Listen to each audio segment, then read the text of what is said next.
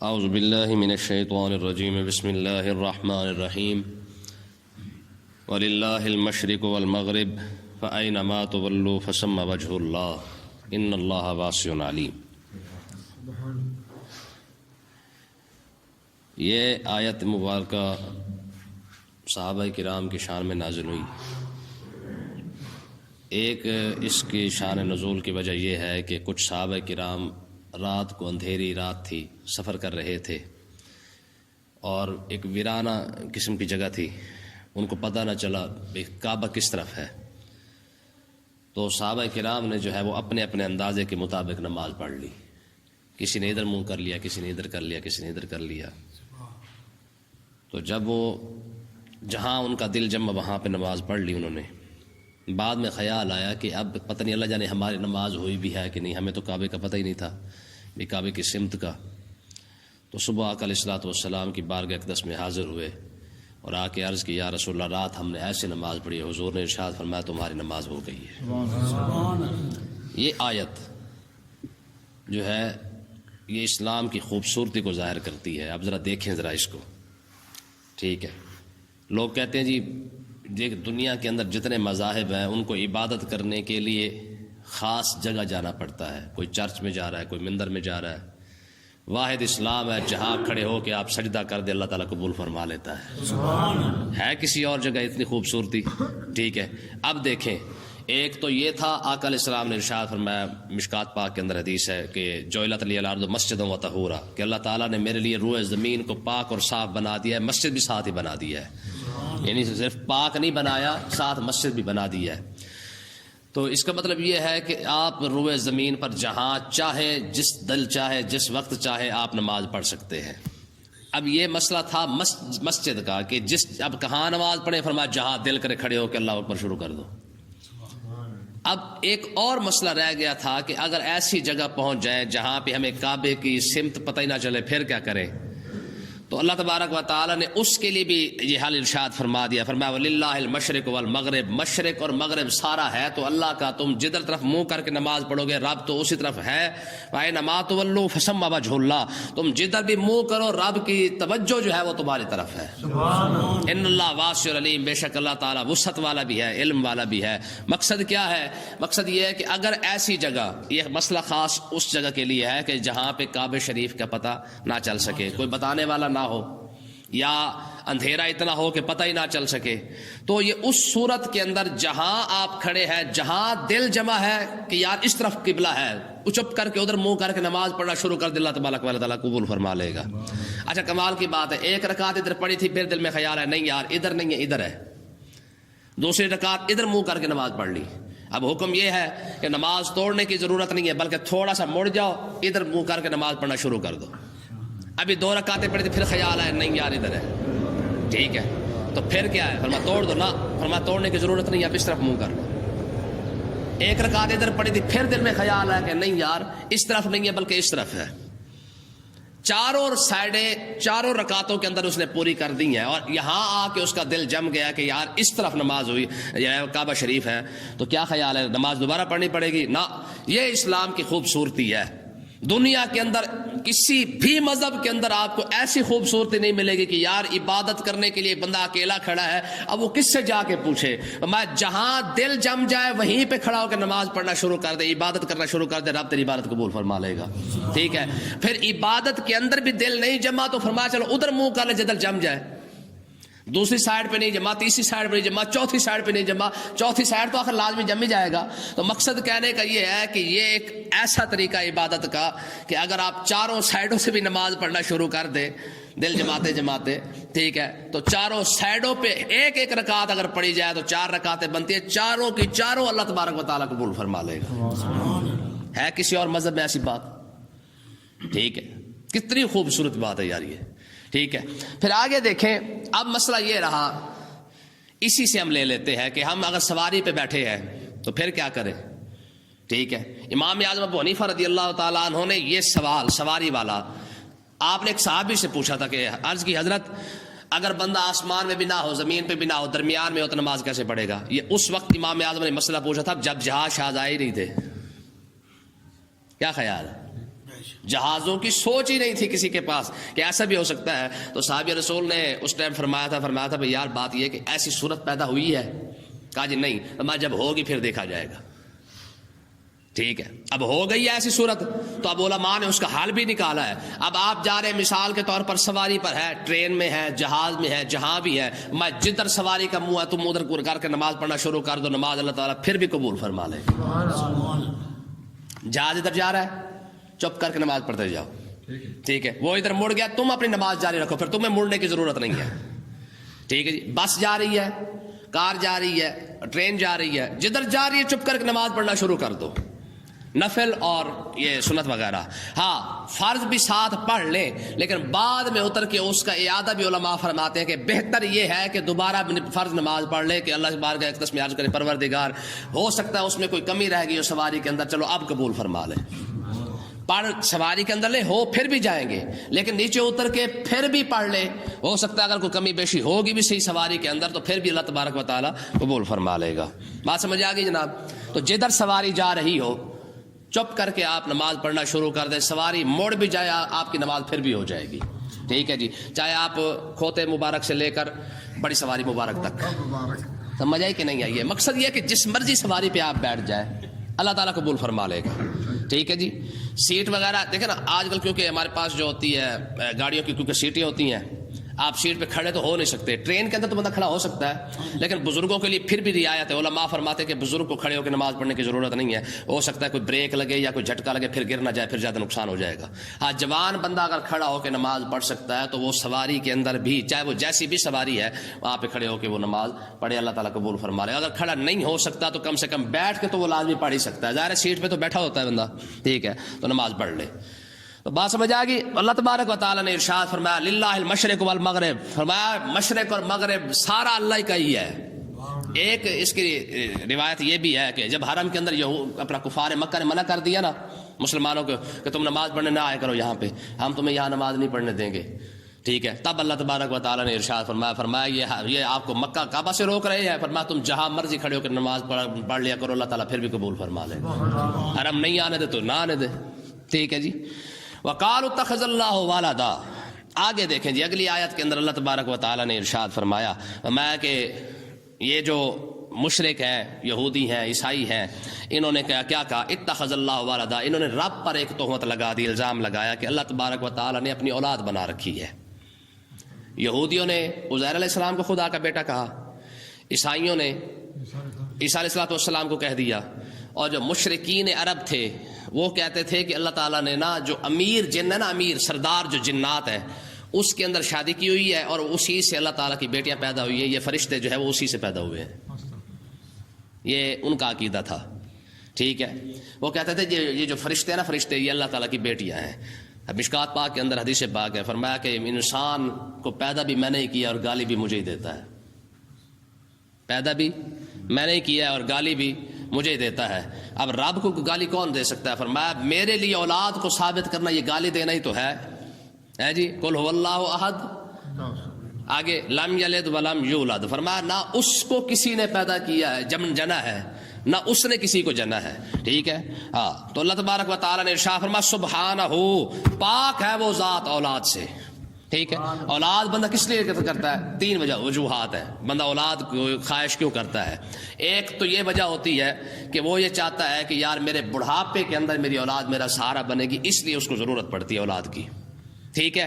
تیسرا جو اس نے کاروبار وغیرہ رکھا ہوا ہے, جو پیسہ اس نے کمایا ہوا ہے, انسان کے دل میں یہ خواہش آتی ہے کہ یار میرے مرنے کے بعد اور کچھ بھی نہیں تو کم سے کم اس کاروبار کو سنبھالے گا. ٹھیک ہے. تیسری خواہش انسان اولاد کیوں چاہتا ہے؟ وہ یہ چاہتا ہے کہ یار جب میں مر جاؤں تو میرا یہ جو ترکہ یہ جو کچھ میرے کمایا ہے بجائے کسی اور کے پاس جانے کے میری اپنی اولاد کے پاس چلا جائے. یہ تین وجہ ہے جس کی وجہ سے جو ہے وہ انسان اولاد چاہتا ہے. چوتھی وجہ اور ہے, وہ وجہ کیا ہے؟ وہ وجہ یہ ہے کہ اولاد انسان اس لیے بھی چاہتا ہے کہ تاکہ اللہ تبارک و تعالیٰ اس کے ذریعے انسان کو جنت عطا فرما دے. لیکن یہ خاص لوگ ہوتے ہیں. پھر میرے علی شاہ صاحب رحمۃ اللہ علیہ بیٹھے ہوئے تھے, ایک بی بی صاحبہ جو دوڑتے دوڑتے آ گئی, کہنے لگی حضرت مبارک ہو مبارک ہو مبارک ہو. آپ کھڑے ہو گئے, فرمایا خیر مبارک کیا ہوا ہے؟ کہا جی آپ کے گھر بیٹا پیدا ہوا ہے. آپ چپ کر کے بیٹھے. فرمایا یار میں نے سوچا تھا شاید تجھے رب مل گیا ہے. سمجھے گل کوئی نہیں آئی؟ میں تو نے جس انداز سے مبارک دی ہے نا مجھے پرجوش انداز سے، میں اس لیے کھڑا ہو گیا تھا، خوش ہو گیا، پھر میرے شخص کھڑے ہو گئے، ٹھیک ہے؟ تو میں نے کہا فرما خیر مبارک، ہوا کیا ہے؟ کہا جی آپ کے گھر بیٹا پیدا ہوا ہے۔ آپ چپ کر کے بیٹھ گئے۔ فرمایا یار میں نے سوچا شاید تجھے رب مل گیا ہے۔ ہماری بزرگوں کے سوچنے کے انداز کیسے تھے؟ سلطان صلاح الدین ایوبی کے والد کا نام کیا ہے؟ سلطان نجم الدین ایوب۔ یہ گئے ایک بزرگ کے پاس، کہنے لگے حضرت دعا فرمائے اللہ تعالیٰ جو ہے وہ مجھے ایسی خاتون عطا فرمائے جس سے بچہ پیدا ہو، وہ فلسطین بیت المقدس کو فتح کرے، اور قیامت کے دن وہ عورت میرا ہاتھ پکڑ کے جنت لے جائے۔ جب ڈیمانڈیں ایسی ہوتی ہے نا تو اللہ تبارک و تعالیٰ پھر ایسا ہی بندہ عطا فرما دیتا ہے۔ جب ڈیمانڈیں ہی ایسی ہوں کہ مالک کا جناب ہمیں کہتے ہیں جی وہ آ جائے نا دنیا دار بندے کا رشتہ ہماری قوم کے پاس، ٹھیک ہے نا جی، ٹھک کر کے دے دیں گے، چاہے شرابی ہو، بدماش ہو، چور ہو، لچا لفنگا ہو۔ آج تو خیر بابو ٹائپ ہونا چاہیے، ہیں جی، پنٹی شلٹی لگی ہونی چاہیے، ہیں جی، ٹائی شائی گلے میں ہو، اوپر سے چھلا مچھا گونگلو ہونا چاہیے، ہماری قوم کو بڑا پسند ہے۔ اور کوئی نیک بندے کا رشتہ آ جائے، کہتا جی بس چھوڑو پرانا صوفی بندہ ہمیں نہیں چاہیے، اور وہ آ جائے اور کہہ رہے یار بدماش ہے تھوڑا سا، بابو تو پورا ہے بلکہ ہے تھوڑا سا، نہیں کوئی نہیں اینا ہوندہ ہے، اللہ ہدایت دے گا پہ۔ بس جس کو رب نے ہدایت دی وہ تو پسند ہی کوئی نہیں ہے، مزہ ہی کہ نہیں ہوتا۔ اب بابو ٹائپ آ جائے نا جی، اگر ہم کہہ دیں یار بندہ تو چلو ٹائٹ ہے جی، پورا بابو ہے، لیکن بس تھوڑا سا چرس شرس پی لیتا ہے یا شراب پی لیتا ہے، اور کچھ ایسا خاص مسئلہ نہیں ہے، بس باہر جا کے کوئی بونی شونی بھی کر لیتا ہے، ٹھیک ہے، وہ کہتے جی کوئی نہیں اتنا ہوندہ ہے، اللہ ہدایت دے دے گا پہ۔ جب ترجیحات ایسی ہو نا تو پھر ایسے ہی ہوتا ہے۔ سلطان نجم الدین بزرگ کے پاس بیٹھے، کہا جی دو خواہشیں میری، ایسا رشتہ ڈھونڈ کے دیں کہ جناب اپنا ایک تو بیت المقدس کو فتح کرے، اس سے بچہ جو پیدا ہو وہ بیت المقدس کو فتح کرے، اور دوسرے قیامت والے دن وہ بی میرا ہاتھ پکڑ کے جنت بھی ساتھ لے جائے۔ اچھا ابھی بزرگ بیٹھے ہی تھے، سلطان بھی اس کے پاس بیٹھے ہوئے ہیں، ٹھیک ہے، ایک خاتون پیچھے سے آئی، اس نے آواز دی بابے کو، کہا حضرت میری بات سنیں۔ بات سنی، وہ چلے گئے۔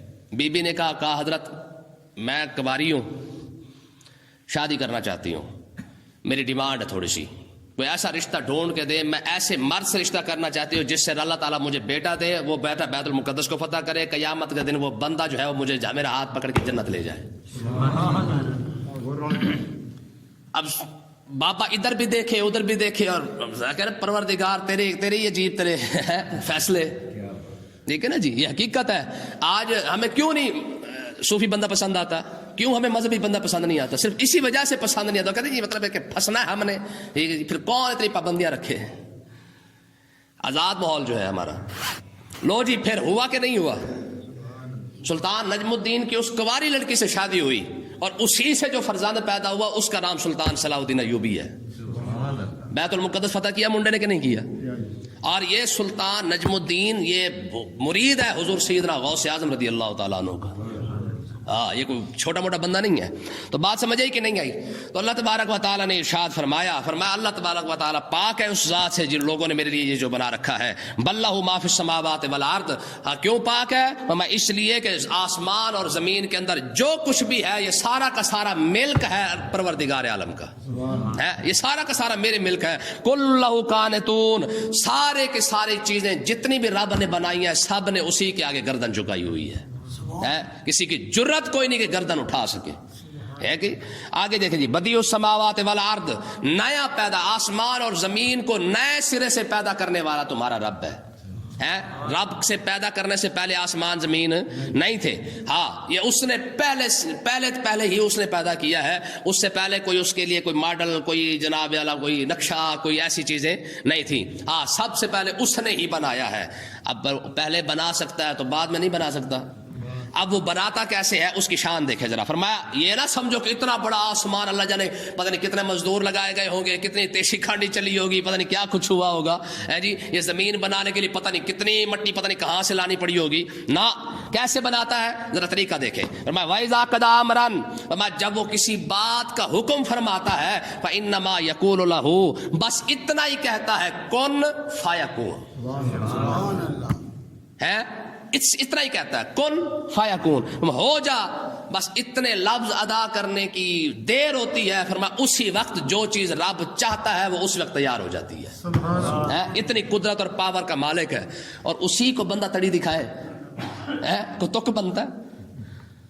اتنے شان قدرت اور مالک ہے جی۔ حدیث پاک کے اندر آتا ہے کہ یہ جو آسمان ہے نا، آسمان آپ ان ساتوں آسمانوں کو اٹھا کر لو کے اندر ڈال دیں، لو اس سے بڑا ہے، پھر لو کو ساتوں آسمانوں کو اٹھا کر اپنا قلم کے اندر ڈالے، وہ اس سے زیادہ بڑا ہے، ٹھیک ہے، ان سارے چیزوں کو ملا کے پھر عرش الہی کے اندر ڈالے، وہ اس سے زیادہ بڑا ہے، اور یہ سارا کچھ کون سے بنا ہے؟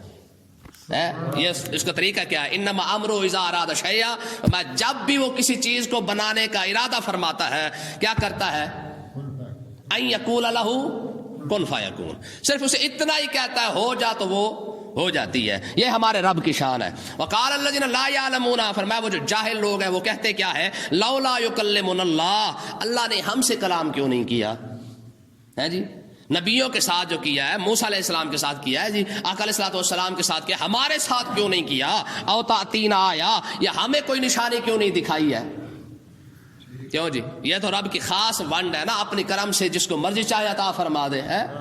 واللہ یختص برحمتہ من یشاء، یہ تو رب کی خاص رحمت ہے، جسے مرضی چاہے عطا فرما دے۔ اللہ یجعل حیث رسالتہ، یہ تو رب چاہتا ہے جسے مرضی چاہے اپنی رسالت کے لیے چن لے، تو کسی کو اعتراض کی گنجائش نہیں ہے۔ یہ خبیث کھڑے ہو کہتا ہے کہ رب نے ہمارے ساتھ کلام کیوں نہیں کیا ہے، رب نے ہمیں کوئی چیز کیوں نہیں دکھائی ہے؟ فرمایا کذالک قال الذین من قبلہم مثل قولہم، یہ حضور علیہ السلام کو تسلی دی جا رہی ہے۔ فرمایا محبوب آپ ان کی باتوں سے پریشان نہ ہو، فرمایا جو کچھ یہ کہہ رہے ہیں ان سے پہلے والوں نے بھی ایسی باتیں کی تھی، ان کی بھی بڑی خواہش تھی جی ہم رب ہم سے کلام کرے، وہ طور والوں کی پھر خواہش پوری ہوئی تھی کہ نہیں ہوئی تھی؟ منٹ سے پہلے 70 کے 70 ہی مارے گئے۔ اللہ اکبر۔ اگلی بات دیکھیں، فرمایا تشابہت قلوبہم، فرمایا انہوں نے یہ بات کیوں کی ہے؟ فرمایا ان کے دل جو آپس میں ملے ہوئے ہیں، پچھلوں کے اور ان کے دل آپس میں ملے ہوئے ہیں، جیسی بات انہوں نے کی تھی ویسی بات یہی کر رہے ہیں۔ کیوں کر رہے ہیں؟ فرمایا دل جو ایک دوسرے کے ساتھ مل گئے ہیں، جیسی بات لیڈر کرتا ہے کارکن بھی تو ویسی کرتا ہے۔ کبھی کسی نے کہا ہے آج تک ہمارا لیڈر جو ہے وہ یہ بکواس جو کر رہا ہے کیوں کر رہا ہے؟ نہ، بلکہ اس کا دفاع کرنا شروع کر دیں گے۔ دیکھیں نا جی، قرآن مجید کی یہ ہے، قرآن اور حدیث کا اصول ہے، رب جب تک اسلام کے ساتھ مخالفت کرنے والے بندے کو رب جب تک ذلیل نہ کرے نا، تب تک رب موت بھی نہیں دیتا، ٹھیک ہے جی۔ اب دیکھ لے، کبھی اس پر الزام لگاتا ہے، کبھی اس پر الزام لگاتا ہے، کبھی اس کو کہتا ہے یہ اس نے کیوں کر دیا، کبھی اس کو کہتا ہے اس نے یوں کر دیا ہے۔ تو ہو انشاءاللہ تو اس سے بھی زیادہ ذلیل ہوگا۔ ایک کتی عورت کی خاطر تو نے 47 بندے مارے، بھول جائے سارا کچھ، انشاءاللہ تو اس سے بھی زیادہ ذلیل ہوگا۔ آگے دیکھیں جی، فرمایا کہ تشابہت قلوبہم، ان کے دل جو آپس میں مل گئے تھے، جیسی بات پھر انہوں نے کی تھی ویسی بات انہوں نے کی ہے۔ تو قد بینا الآیات لقوم یوقنون، فرمایا بے شک ہم کھلی نشانیاں دکھاتے ہیں، ہم کھلی نشانیاں دکھاتے ہیں لقوم یوقنون، یقین کرنے والوں کے لیے۔ ہاں جس کو یقین ہے نا اس کو نشانیاں نظر آ جاتی ہیں، جسے یقین نہ ہو اسے نشانیاں نظر نہیں آتی ہیں۔ انا ارسلناک بالحق بشیرا ونذیرا، اے محبوب ہم نے آپ کو خوشخبری دینے والا بنا کے اور ڈرانے والا حق کے ساتھ بھیجا ہے۔ ولا تسأل عن اصحاب الجحیم، جہنمیوں کے بارے میں آپ سے نہیں پوچھا جائے گا۔ آپ کا جو تبلیغ کا جو حق تھا وہ آپ نے ادا کر دیا، آپ نے سب کو سنا دیا ہے۔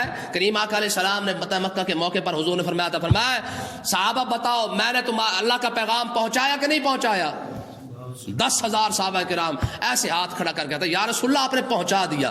رب کی بارگاہ میں حضور اوپر منہ کر کے کہتے پروردگار گواہ ہو جا، تیرے بندے کہہ رہے کہ میں نے تیرا پیغام پہنچا دیا ہے۔ پتہ ہے مکہ کے موقع پر حضور پھر کوئی بات کرتے، پھر فرماتے، فرمایا صحابہ میں نے رب کا پیغام پہنچایا کہ نہیں پہنچایا؟ پھر سارے کہتے یا رسول اللہ آپ نے پہنچا دیا ہے، ٹھیک ہے۔ آپ پھر اوپر منہ کر کے کہتے پروردگار گواہ ہو جا میں نے تیرا پیغام پہنچا دیا ہے۔ سمجھ آئی کہ نہیں آئی ہے؟ تو اس لیے نا یہ یاد رکھیں، یہ دین ہے، یہ دین ہے۔ جس بندے کو جتنا یاد ہے وہ آگے پہنچائے۔ بلغوا انی ولو آیا، آقا علیہ السلام نے فرمایا تمہارے پاس ایک بھی حکم ہے تو اس کو آگے پہنچاؤ جہاں تک پہنچا سکتے ہو، یہ امت پر فرض ہے۔ اللہ تعالیٰ ہمیں سمجھنے کی توفیق عطا فرمائے۔